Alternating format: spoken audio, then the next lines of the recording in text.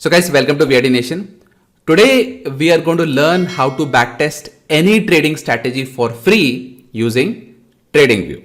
Now TradingView, for those of you who don't know, is a web-based platform where you can do tons of cool stuff, right? So you can do charting, you can create alerts, you can create strategies, and of course you can do backtesting. Now there are a couple of reasons why we are using TradingView. Number one is that it's free, right? So I'm using a free version of TradingView. I'm not paying anything for it. But more importantly, the beauty of TradingView is that you get the cleanest data possible, right?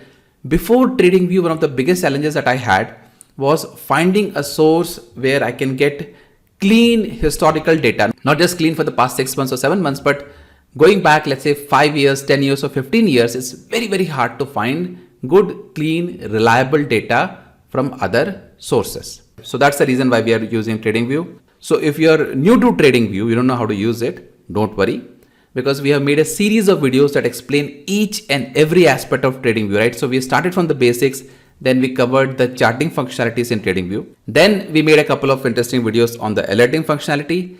And this particular video right here is the 5th one in the series covering backtesting. So just go through this watch list from top to bottom and you will be all caught up. All right, so with that said, let's get going with backtesting. So what is backtesting? So backtesting is the art of checking whether a strategy would have performed in the past or not, right? So two words, back and testing. So you're testing a strategy looking backwards. So what you're essentially doing is you create a strategy and then you apply that strategy on the data of the past 2 years, 3 years, 5 years, 10 years or 15 years.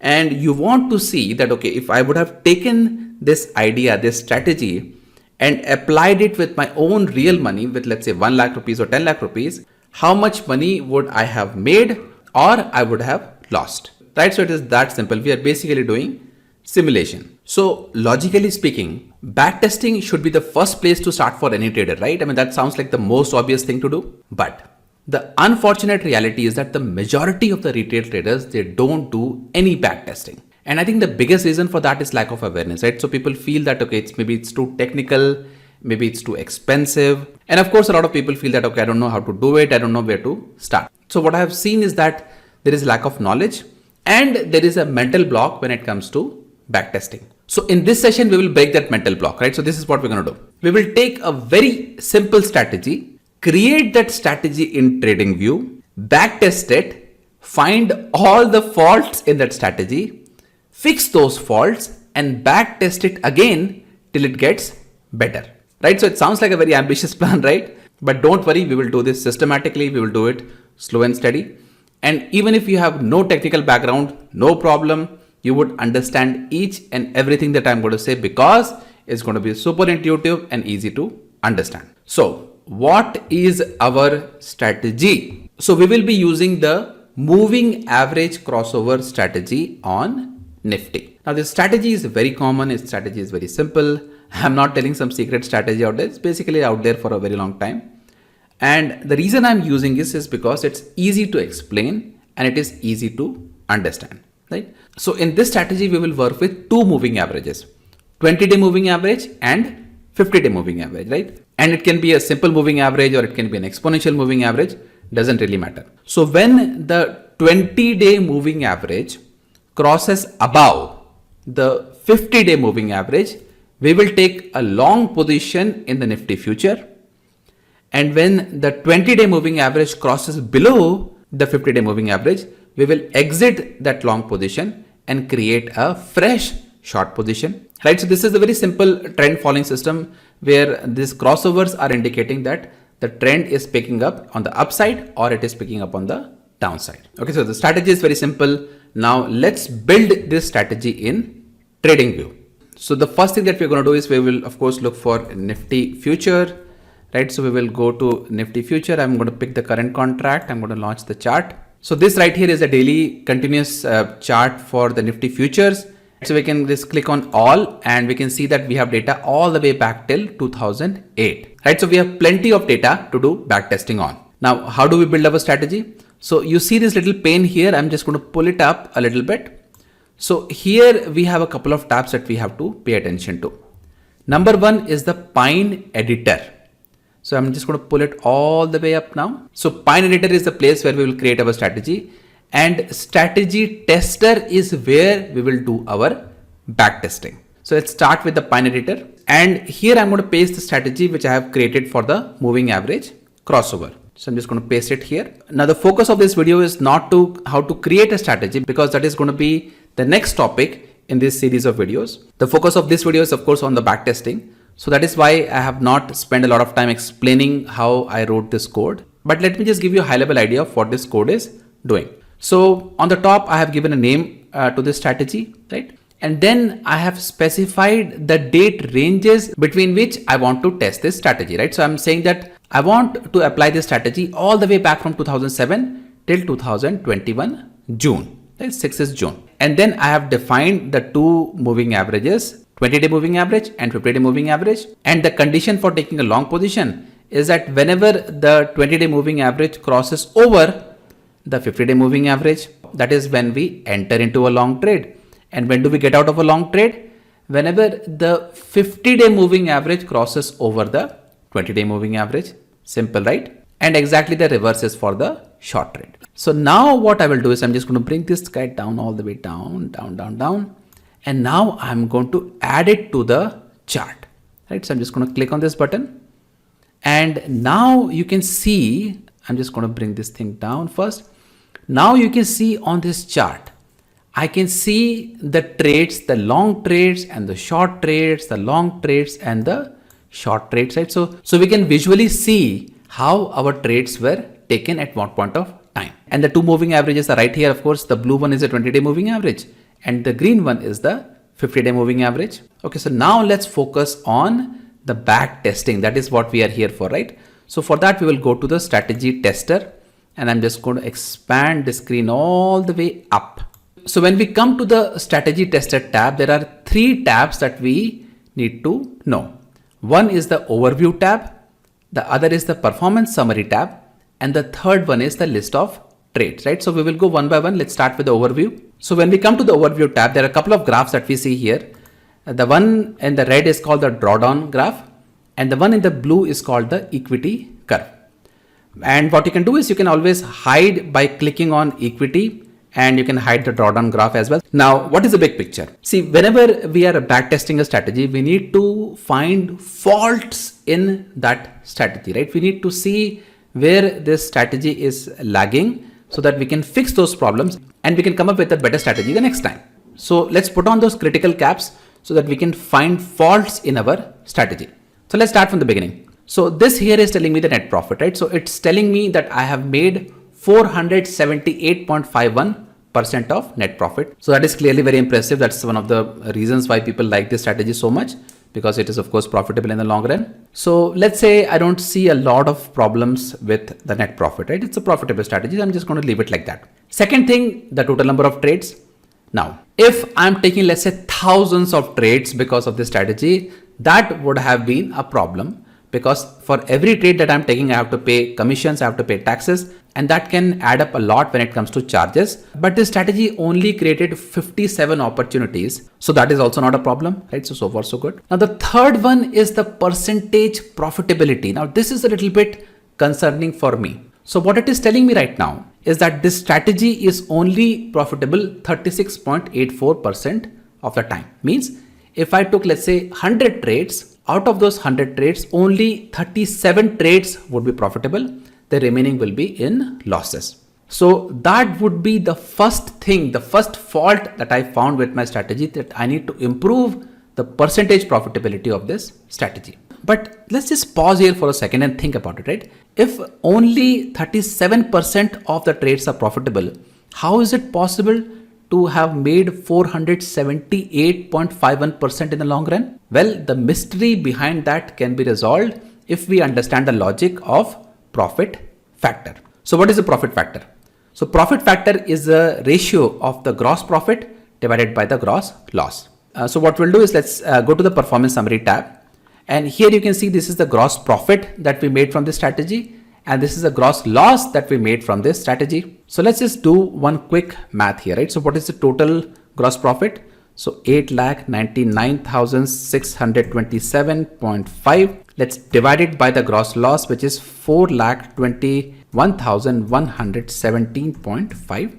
And we get 2.136, which is exactly what our profit factor is. So the good thing about this strategy that we have just noted is that even though it is profitable hardly 37% of the time, whenever it is making profit, it is making much bigger profits, almost 2 times profits than the time it is incurring losses. So the strong suit of this strategy is the profit factor. It means it's making much bigger profits than the losses. So I don't see any fault with the profit factor, so we can move on from here. But here is where we have a big problem with this strategy. So you see that maximum drawdown there of 52.29%. That is a big red flag for this strategy. Now guys, if whenever you're doing backtesting, you need to focus a lot on the maximum drawdowns, because this is the very, very important concept to understand. So what is a drawdown? So let's say, for example, you started with a capital of 1 lakh rupees, right? And this is how your account has been growing. So you went up to, let's say, 1.2 lakh rupees, and then to 1.5 lakh rupees. Then you came down a little bit, you incurred some losses. So you came down to 1.3, you went up to 1.7, then 2. And from 2 again, you came back a little bit to 1.8.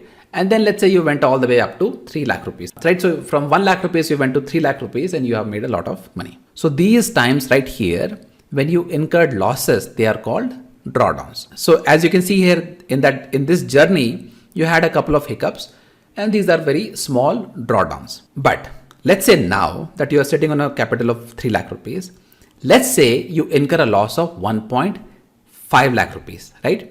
So from 3 lakh rupees, now you are down to 1.5 lakh rupees. Do you think that is a problem? That is absolutely a problem, because from 1.5 lakh rupees, just to go back to where you were earlier to 3 lakh rupees, you have to make a profit of 100%, right? And that is exactly the problem with this strategy. It is giving me a maximum drawdown of 52%, which means that at some point of time in this journey, I lost over 50% of my capital. So let's take a look at the drawdown graph here. So this drawdown graph is very interesting actually. So this is the axis on which we measure the drawdown. So this is 0, this is minus 100, this is minus 200, 300, 400 and 500. So somewhere around here, we incurred a loss of 50%, and then of course the loss was recovered, and we of course became profitable in the long run. But the one interesting side question for you guys, and I want to see how many of you answer this correctly, is that let's say you had a capital of 3 lakh rupees and you lost 50%, right? So that makes sense. Okay, it came to 50%. Then why on this axis you have minus 200, minus 300, minus 400? Shouldn't this graph be between 0 to minus 100, right? So if you have a capital of 3 lakh rupees, the question to you guys is that can you lose more than 3 lakh rupees? Is it possible? Let us know in the comments below, and I will give a detailed response to that in the next video. But anyway, this is the second fault that we have identified with this strategy, is that the maximum drawdown is way too high. It is unacceptable. Now, the other thing that we have to notice here is that when you click on this blue thing, you get the equity curve, and equity curve is very straightforward. This is how your capital has been growing. So from 100, it went up all the way up to 578.5, which is how we reached the profit of 478.5%. Now, there is one more thing which is very interesting here, which is the buy and hold equity. It means that all those long-term investors, right, who just bought and did not trade at all, how are we performing with respect to them? So if somebody, let's say, bought exactly at the same time when we bought and did nothing, no long trades, no short trades, no long trades, no short trades, just sat and sat and sat, how are we doing with respect to them? Well, if somebody just bought and held, they would be making a profit of somewhere around 300, and we of course are making much higher profits with respect to them right now. So this is also another parameter to analyze your strategy with, right? You're doing all this effort, you're doing all this back testing, you're doing all this analysis and research, but if the end of the day, if a passive investor who is not doing much, if that person is making more money than you, then whatever you're doing is basically useless, right? So this right here is showing that yes, whatever we are doing is better than just passively sitting. So that is the overview tab. Now let's go to the performance summary tab. Now in the performance summary tab, there are 3 columns here. The all column shows us the net result of all the trades that we have taken. And the long and short columns, they are giving us the breakdown of this all, right? So for example, the gross profit here. So the gross profit of almost 9 lakh rupees, we can see that almost 7 lakh rupees is contributed from the long trades and about 2 lakh rupees are contributed from the short trades. But right now my eyes are immediately going towards the fault number 3, is that the majority of the profit that I'm making, in fact, all the profits that I'm making from this strategy is actually only coming from the long trades, right? The short trades are actually incurring losses. So that to me is a problem, because especially I like taking short trades, and what this back testing is telling me that my short trades were not working at all. I in fact incurred a loss in the short trade. So that is the fault number 3 that we need to rectify in this strategy. Now let's just understand this a little bit more. So these rows are very intuitive here: net profit, gross profit, gross loss, maximum drawdown. We already talked about this, how much we lost at any point of time. Buy and hold return, we also talked about this. So if a passive investor just bought and just held on, they would be sitting on a profit of 212%, which is of course much less than the profit that we are making as of now. And we talked about the profit factor. Sharpe ratio is more applicable for investors. So I'm just going to ignore it for now. And then you can find some more details about the number of winning trades, number of losing trades, average winning trade, average losing trade. So you should spend a lot of time digging deeper and deeper about how you can make this strategy better. But as far as I'm concerned, I already have identified 3 faults with my strategy, right? First is the percentage profitability. Second, the big one is with the maximum drawdown. And third is of course the fact that I'm not making money from the short trades. So now it's time for me to improve my strategy, right? So now that I know that these are the 3 areas that I need to improve, I went back to the code and I identified all those places that will directly impact those 3 specific areas, and I came up with a new code. So what I will do is I will just paste that code here, and this is the code, and I'm going to just save it. First of all, just going to give it a name. I'm going to save it, and I will of course make sure that there are no errors. All right, so no errors here. So now let me apply this to the chart. And now let's take a look at the results. So now things look a little bit better. First of all, the net profit itself has gone up, which is a very encouraging sign, because remember, I think we were somewhere around 478. So from 478, we have already gone up 100%. So clearly, whatever changes that we have made, they have improved the profitability of the strategy. But our main focus has to be on those 3 faults, right? Number 1 fault was with the number of trades that were profitable. So earlier we had barely 37% of trades that were profitable, and now that number has significantly improved to 47%. So that is a big win. Even the profit factor has gone up. So I believe that the profit factor was somewhere around 2.3. So from 2.3, the profit factor has gone up to 2.6. So the fault number 1 has been addressed, and it had no negative consequence on the profit factor. Now let's take a look at the fault number 2, which was with the drawdown. So remember, the drawdown that we had with the version number 1 was about 50%. And now from 50% drawdown, the maximum drawdown has come down significantly to 32%, which again is a big win, right? So the fault number 2 has also been addressed in this particular version. Now the only thing that is remaining is our fault number 3. So let's go to the performance summary tab. And here you guys can see that the fault number 3 has also been taken care of, right? So the short trades that were unprofitable the first time, now they have become profitable, and they are contributing to the overall profitability of the strategy, right? So clearly this version of the strategy is doing much better as compared to the previous version. Now there is one thing that you can also do, is that you can go to the tab number 3, which is the list of trades. And here you can see the details of each and every trade that was taken as part of the strategy. And that will help you pinpoint exactly what is going on, where the big losses are, to make the strategy even better. So guys, this is how a typical backtesting cycle works. Now I couldn't cover all the aspects of backtesting in this video. There are a few things that we couldn't cover here, and there are also some custom defined input parameters that we can define on our own. So depending on how serious you guys are and what kind of comments, how many likes we get on this video, we will see if you guys are serious. Then we can spend some more time understanding backtesting in more details. But in any case, I hope that you guys have learned how to do backtesting, how to analyze your results, and how to improve and enhance your strategies. And everything is for free, right? And that's the beauty of it. I mean, everything is for free. The only thing that you have to do is just to put a little bit of your effort and learn something new.